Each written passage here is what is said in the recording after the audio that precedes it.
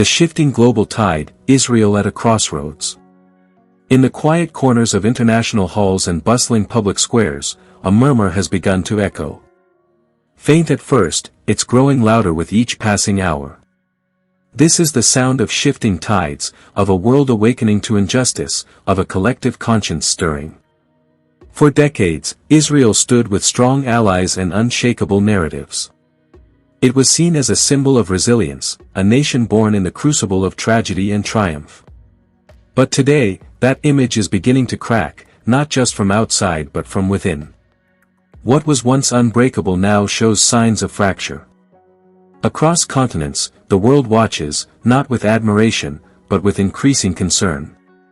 In the streets of Paris, London, Jakarta, Cape Town, and Sao Paulo, voices are rising. These are cries not of hatred, but of humanity. They're no longer confined to fringe movements or isolated calls, but are emerging from journalists, lawmakers, faith leaders, and youth who refuse to accept silence as neutrality. Former allies are drawing new lines. Agreements once signed behind closed doors now face the glaring light of moral scrutiny. Parliaments that once stood in unison now vote for accountability, and nations once muted by history's burden have begun to speak. Economic and diplomatic repercussions.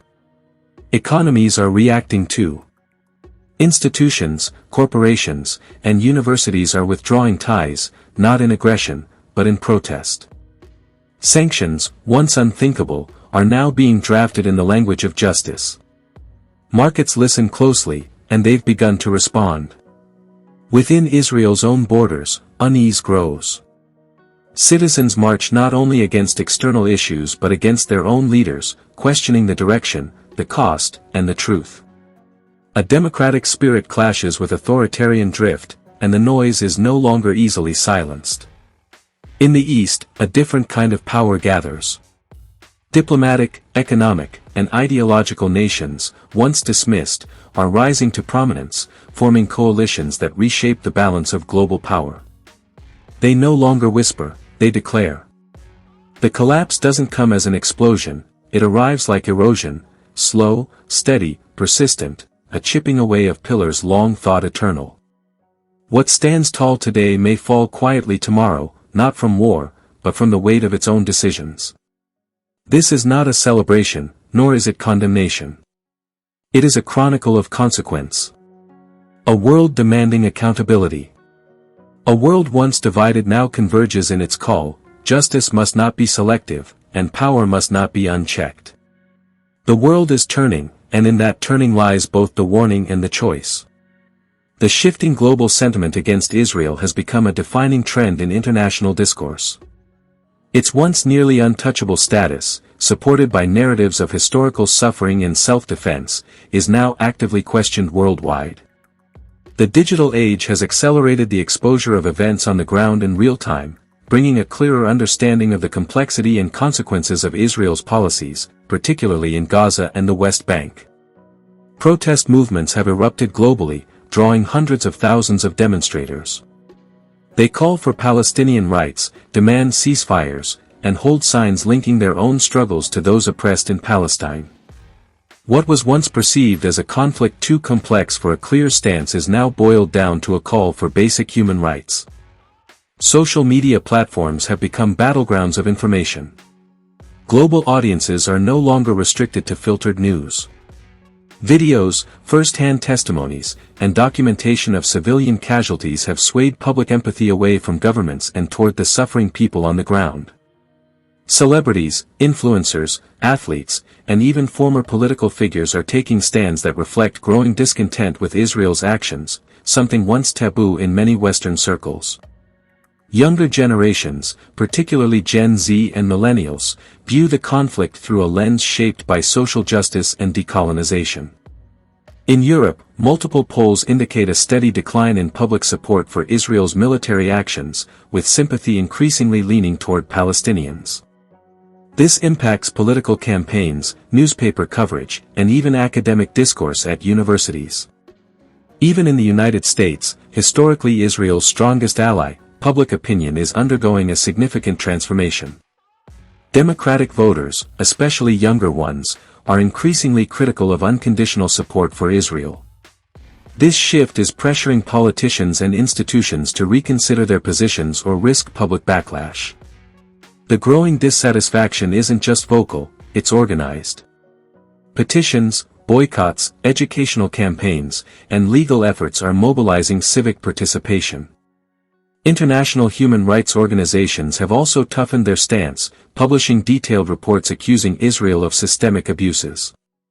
These efforts collectively mark a profound and growing global shift, signaling that the world sentiment is no longer one of silent endorsement but a vocal and visible resistance.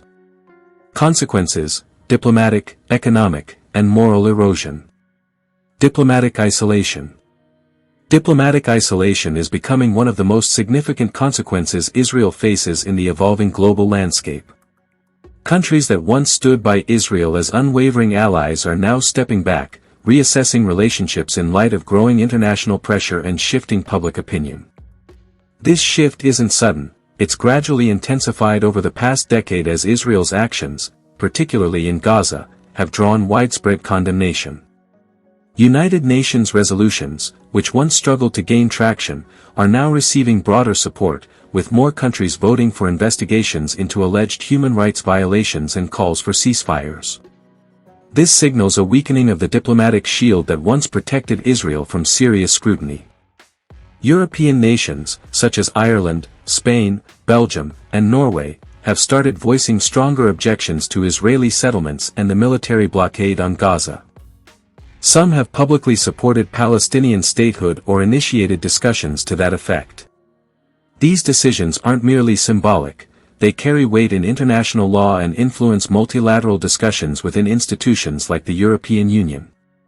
Additionally, several Latin American countries, including Colombia, Chile, and Bolivia, have suspended diplomatic ties, recalled ambassadors, or condemned Israel's actions in the strongest terms.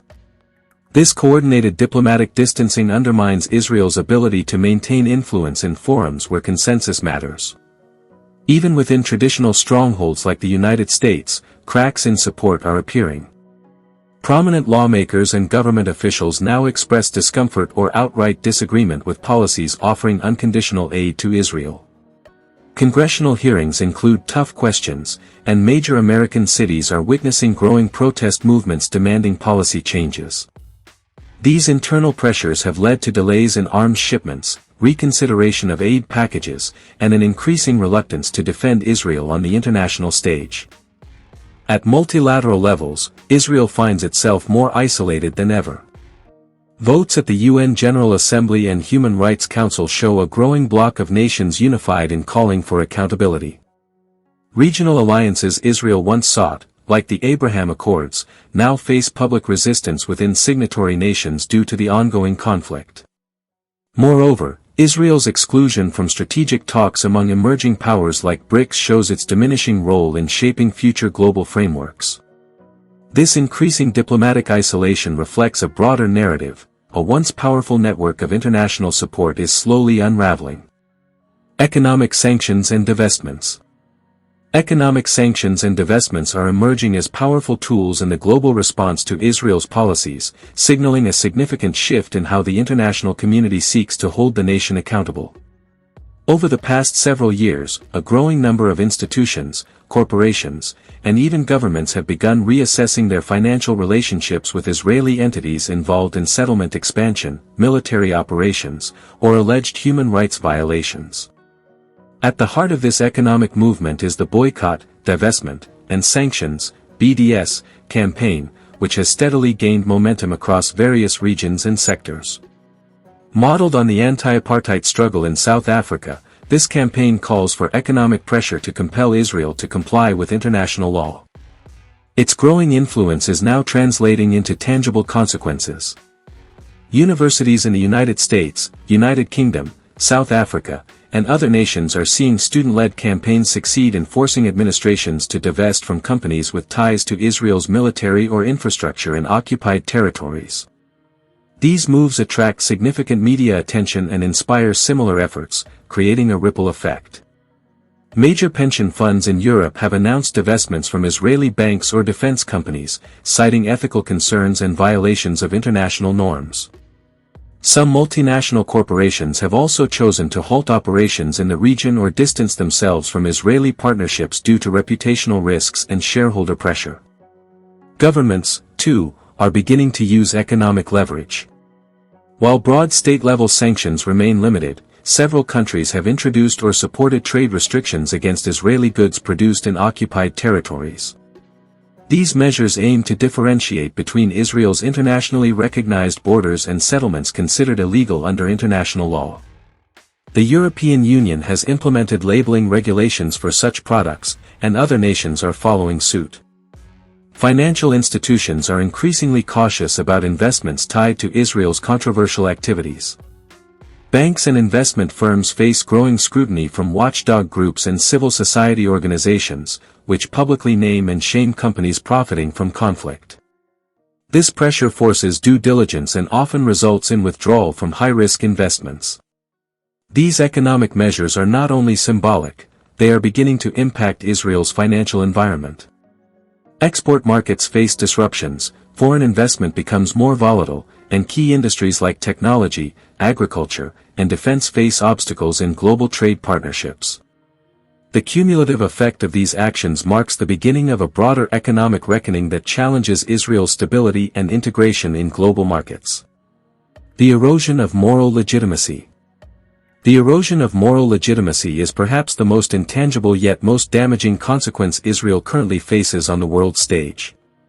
For decades, Israel framed itself as a beacon of democracy in a volatile region, a nation born from the ashes of historical trauma, always acting in defense of its people against existential threats.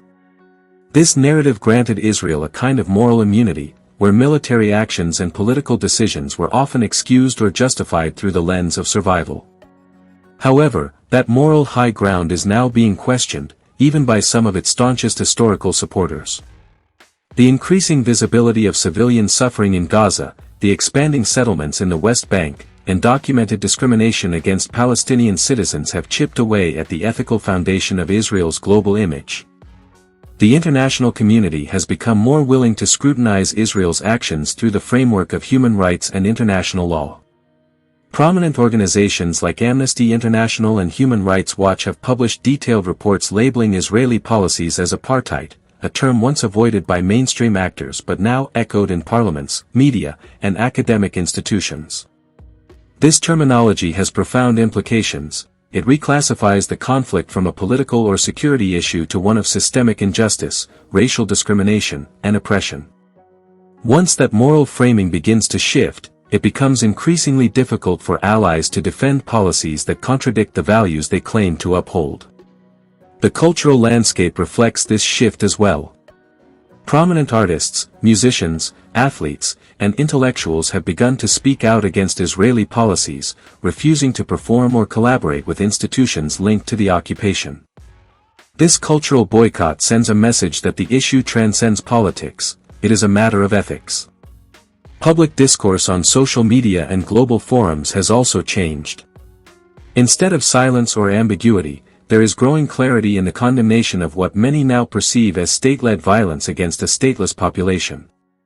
Religious communities, including Jewish voices worldwide, are contributing to this moral reevaluation. Progressive Jewish organizations are challenging the conflation of anti-Zionism with anti-Semitism, arguing that moral accountability is not betrayal but responsibility. This internal critique makes the erosion even more impactful, as it undermines the notion of unified diaspora support. The consequence is a diminished ability for Israel to present itself as a victim on the global stage. As moral legitimacy fades, so too does the deference that once protected it from criticism, leaving it exposed to deeper, more penetrating global judgment. Internal unrest and emerging global alliances. Internal political unrest. Internal political unrest within Israel is intensifying, revealing deep divisions that threaten the country's social cohesion and democratic framework. In recent years, mass protests have erupted across Israeli cities, not against external enemies, but against the government itself. These demonstrations are fueled by frustration over judicial reforms, corruption scandals, military decisions, and a growing sense that the current leadership no longer represents the values of a large segment of the population. The proposed overhaul of Israel's judiciary by the ruling coalition, which many fear would undermine democratic checks and balances, has mobilized hundreds of thousands of Israelis from various sectors: lawyers, doctors, students, veterans, and even former military officials. This broad participation signals a national crisis of confidence in governance, with citizens feeling increasingly alienated from the political elite. The fractures run deeper than policy disagreements. There's a widening ideological chasm between secular liberal Israelis and religious nationalist factions, between the urban middle class and settler communities, and between Jewish citizens and Palestinian citizens of Israel. These divisions are not merely philosophical, they affect laws, education, military service, and even personal safety. The influence of far-right figures within the government has caused alarm not only internationally but also domestically, where many fear the country is drifting toward authoritarianism and religious extremism. The very identity of Israel as a democratic and Jewish state is under fierce internal debate, with some warning that the nation can no longer sustain both without undermining one. Compounding this unrest is economic anxiety. Inflation, a housing crisis, and growing inequality are pressuring young Israelis who feel the promise of prosperity and security is slipping out of reach. These frustrations often intersect with the military occupation and frequent wars, which draw budgetary and moral scrutiny. Many young Israelis are questioning mandatory military service and challenging the ethics of their nation's military operations, something once considered taboo. Veterans returning from service often speak publicly about their disillusionment, adding to a growing narrative of internal reckoning. Meanwhile, Palestinian citizens of Israel face increasing marginalization and surveillance, leading to parallel frustrations and protests. Their sense of exclusion from the national dialogue only deepens the societal rift. As political leaders struggle to maintain control through increasingly controversial policies, the state's internal cohesion continues to unravel, creating a fragile environment that threatens to collapse under the weight of its own contradictions. Emerging global alliances. Emerging global alliances are reshaping the balance of power in ways that challenge Israel's geopolitical influence and strategic security. For decades, Israel maintained a position of strength largely due to its alliance with the United States and alignment with Western powers. However, the world is rapidly shifting toward a multipolar order, where new coalitions and partnerships are forming among countries that question or outright oppose the traditional Western-led international framework. Nations such as China, Russia, Iran, and Turkey are increasingly asserting themselves, not just economically, but diplomatically and militarily, creating a counterbalance to Western dominance in global affairs. These powers, often critical of Israeli policies, are now actively working together through platforms like BRICS and the Shanghai Cooperation Organization, promoting an alternative global narrative centered on sovereignty, anti-interventionism, and regional autonomy. Israel's historical adversary, Iran, is strengthening its regional and international ties, leveraging partnerships with Russia and in China to push back against Israeli influence. These relationships are no longer limited to military cooperation or arms deals, they now extend to economic development, energy projects, and coordinated diplomatic efforts. As Iran gains acceptance within powerful multilateral forums, its voice and agenda against Israel's regional ambitions become harder to ignore. Meanwhile, China's Belt and Road Initiative continues to expand through the Middle East, offering financial incentives and infrastructure support to countries that align with its vision of global development. Israel finds itself increasingly isolated in this environment as more nations opt for strategic neutrality or open alignment with Israel's critics. In addition, the Global South is becoming more vocal in its condemnation of Israeli actions, particularly regarding the treatment of Palestinians. Countries in Africa, Asia, and Latin America are forging stronger alliances among themselves, pushing for reforms in global institutions like the UN Security Council and the International Criminal Court. These nations, many of which experienced colonization and apartheid, view the Palestinian struggle as reflective of their own histories and thus advocate more aggressively for justice. Israel's attempts to maintain favorable trade agreements, diplomatic recognition, and technological partnerships face growing resistance in these regions. These emerging alliances not only reduce Israel's diplomatic leverage but also present a future where it may no longer be able to rely on traditional power structures for protection or influence. As these new global networks mature and expand, Israel risks becoming increasingly sidelined in international decision-making, facing a coalition of states united not by shared ideology but by shared opposition to a world order that Israel once benefited from. An immovable pillar in the geopolitical landscape now stands at a crossroads, facing rising global condemnation, diplomatic distancing, economic resistance, moral questioning, internal disunity, and strategic isolation. The collapse, if it continues, will not be sudden or explosive, it will be silent, slow, and systematic, not just through bombs and borders, but through the erosion of legitimacy, the withdrawal of trust, and the refusal of the world to look away. The tide has turned. What once stood shielded by silence is now confronted by truth, and in that truth, history begins to shift. Thank you for taking the time to listen with intention and openness. May your heart remain guided by empathy, your mind by clarity, and your voice by courage. Good luck as you carry forward these reflections into your conversations, your actions, and your role in shaping a world guided by truth and justice.